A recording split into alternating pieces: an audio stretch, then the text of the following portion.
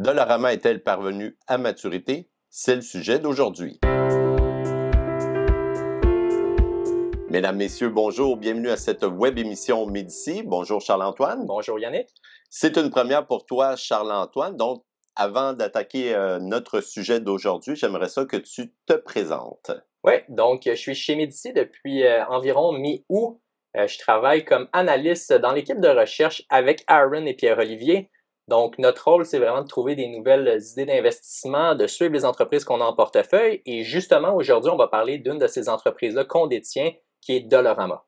Dollarama, on la détient depuis de nombreuses années, on la connaît bien. Et récemment, un de nos clients nous a demandé si Dollarama était parvenu à maturité. Qu'est-ce que tu en penses?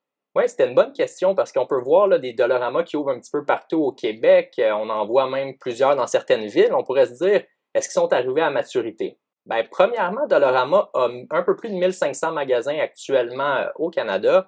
Puis leur cible à long terme, c'est d'ouvrir 2000 magasins. La seule chose, Dollarama a vraiment cette tendance-là d'être très conservateur dans ses chiffres. Donc, possiblement que le 2000 magasins est sous-évalué. Oui, parce que si on se souvient, Charles-Antoine, à son arrivée en bourse en 2009, la direction avait mentionné une cible de quoi? 900 magasins? Exactement. Donc, si on se rapporte là en 2009, Dollarama visait 900 magasins. On est déjà à plus de 1500. Donc, clairement, il avait sous-évalué là, le potentiel de la chaîne au pays. Par contre, Charles-Antoine, Dollarama n'est pas la seule chaîne dans le paysage des magasins à bas coût. Est-ce qu'il y a de la place pour tout le monde? Oui, ben c'est ça. On peut, admettons, regarder aux États-Unis. On a deux gros joueurs qui dominent le marché, qui détiennent environ le 35 000 magasins. Puis, il y a un de ces deux joueurs-là, Dollar Tree, qui a ouvert une division canadienne il y a plusieurs années. Puis, eux, ils détiennent environ 230, sont à 239 magasins actuellement. Puis, c'est beaucoup plus petit là, que Dollarama. Mais une chose qui est importante de savoir, c'est est-ce qu'ils ouvrent beaucoup de magasins? Ben oui, c'est ça. Est-ce que leur offensive au Canada est musclée, étant donné qu'ils sont quand même assez importants au sud de la frontière? Oui, mais c'est ce qu'on voit depuis 6 ans. Non, ils n'ouvrent pas tant de magasins. Dans les 6 dernières années, ils ont ouvert environ 7% de nouveaux magasins. Donc, annuellement, c'est un petit peu plus de 1% par année, mais c'est très peu si on compare à Dollarama qui ouvre plus de 5% de nouveaux magasins cette année, puis qui est toujours autour de 5% d'ouverture par année. Puis ça nous donne combien concrètement? Ben, tantôt, ça, je disais, il y a un petit peu plus de 1500 magasins Dollarama, donc on peut penser autour de 70 à 80 magasins par année là, pour Dollarama. Donc, on a encore un bel élan de croissance au chapitre des ouvertures de magasins de Dollarama au Canada, mais c'est pas le seul axe de croissance de Dollarama puisque la chaîne est établie en Amérique du Sud depuis quelques années. Oui, exactement. Donc, depuis 2019, ils ont acheté 50% là, de la compagnie Dollar City en Amérique latine. Dollar City, c'est la même chose que Dollarama, c'est juste le nom qui change. Si vous voyez là, un magasin en Amérique latine, vous allez dire je suis chez Dollarama. C'est les mêmes couleurs, les mêmes rangées. Puis eux sont présents dans 4 pays en Amérique latine, en Colombie, au Pérou, au Guatemala, puis au Salvador. Ces 4 pays-là, ça compte plus de 100 millions de population, donc c'est vraiment un marché énorme. Puis c'est en très forte croissance, là. Par contre, Dollar City, là, ça représente quand même une faible proportion de la rentabilité de Dollarama jusqu'à présent. Oui, actuellement, les résultats de Dollar City, ça représente à peu près 6% de la rentabilité de Dollarama. Donc, c'est encore très petit, mais il y a vraiment un potentiel important pour le futur. Et Dollarama, elle a d'autres options, hein, parce qu'elle ne détient pas 100% de cette chaîne-là. Donc, elle pourrait un jour acheter la participation restante. Oui, justement, c'est prévu là, au contrat. Même les dirigeants qui sont en Amérique latine, qui sont actionnaires de l'entreprise, ont la possibilité de vendre d'ici 2027 25% de leurs actions à Dollarama. Puis Dollarama pourrait un jour offrir un certain montant pour acheter la deuxième partie là, de l'entreprise qu'ils ne possèdent pas aujourd'hui. Il y a eu une rumeur récemment, Charles-Antoine, à l'effet que Dollarama s'intéressait à une chaîne comparable en Australie. Bon, chez Médici, on ne commande pas les rumeurs, mais est-ce que c'est possible que Dollarama puisse un jour acheter une autre plateforme à l'étranger? Oui, tout à fait. C'est un petit peu de cette façon-là là, qu'ils avaient procédé avec Dollar City. Donc, ils ont approché la direction là-bas, qui était une petite chaîne encore. Ils leur ont proposé, ben, on pourrait vous fournir les produits parce que Dollarama a les contacts en Chine. ils font les achats directement auprès des manufacturiers, donc ils sauvent tous les intermédiaires qui, eux, se prennent une cote. Donc, ils sont en mesure d'avoir des très bons prix. Puis même pour Dollarama, le fait d'acheter pour Dollar City des produits, ça leur permet d'avoir un volume plus important, donc d'avoir encore des meilleurs prix. Donc, s'il y a une opportunité similaire dans le futur qui se présente, où Dollarama pourrait acheter une nouvelle chaîne, ben, elle pourrait proposer exactement le même principe, puis elle pourrait même offrir à cette chaîne-là des conseils sur la gestion, parce que Dollarama est probablement un des meilleurs opérateurs au Canada, même en Amérique du Nord.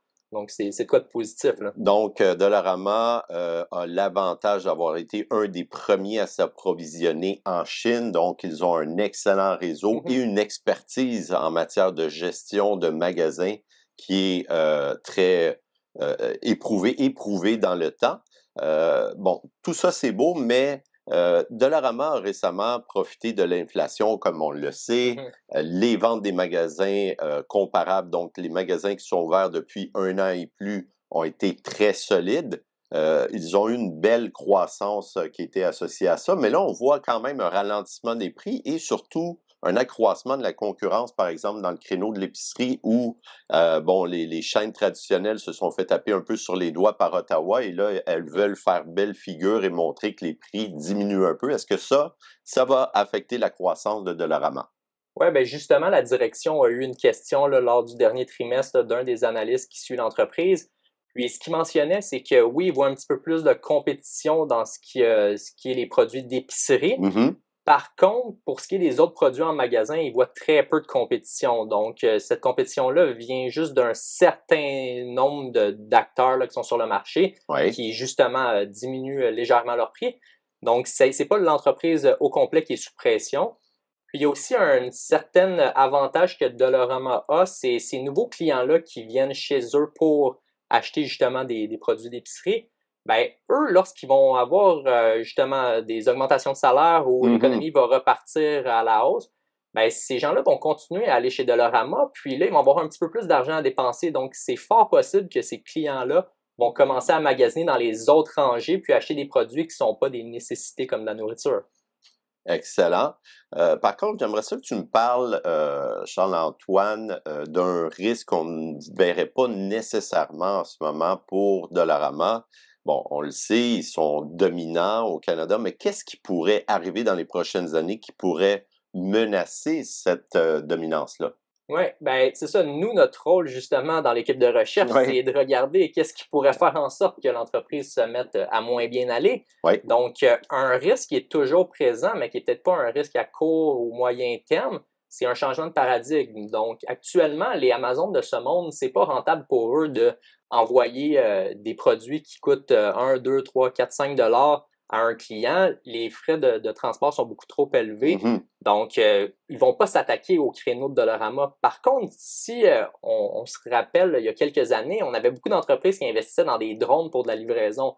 C'est toujours une option dans le futur. Est-ce que la livraison par drone à très bas coût pourrait arriver? Si ça arrive, c'est clair que ça pourrait faire mal à Dollarama. Par contre, pour le moment, c'est pas le cas. On le voit pas, puis faut aussi dire que la direction de Dollarama, comme on l'a dit, elle est aguerrie, elle a une bonne capacité d'adaptation.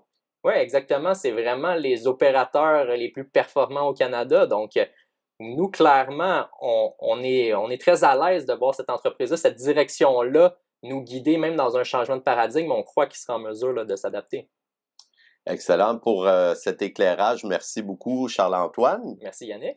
Donc, comme à l'habitude, nous vous invitons à nous soumettre vos questions. Vous pouvez nous écrire à info@gpsmedici.ca. Nous sommes également présents sur tous les réseaux sociaux, donc suivez-nous et écrivez-nous. Merci pour votre attention.